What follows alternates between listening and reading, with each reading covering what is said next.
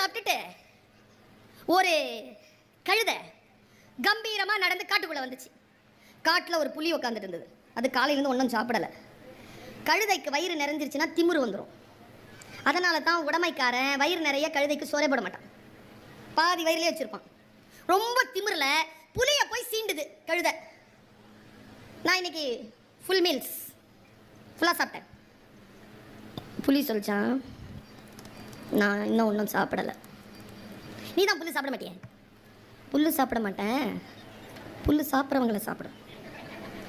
இதுக்கு கோவம் வந்துருச்சுங்க கழுதைக்கு. உங்கள் எல்லோரிடத்திலும் கேட்கிறேன், நம்மிடத்தில் ஏதேனும் கழுதைகள் இருந்தால் அவர்களோடு கோபப்பட்டு விடாதீர்கள். என்ன நடக்குங்கிறத பாருங்க. இப்போ அது கழுதைக்கு கோவம் வந்துருச்சா, புலியே ஒரு கை பார்க்கணுன்ற திட்டத்தோட சொல்லுது, ஓய் நான் சாப்பிட்ட புல்லு கலர் சொல்லு. ஏய் நான் புல்லு சாப்பிட மாட்டேன், கலர் தெரியாதா?